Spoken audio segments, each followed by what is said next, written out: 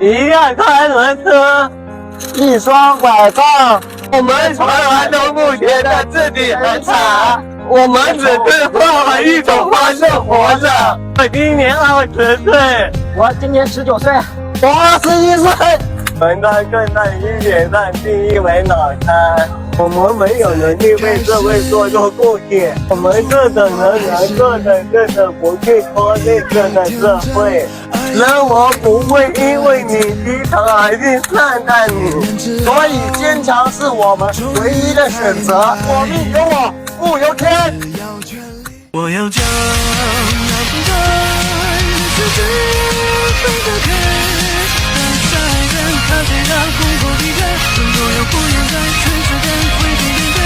我要将擦鞋子，快点说，什么鞋子都能洗干净，洗不干净不要钱。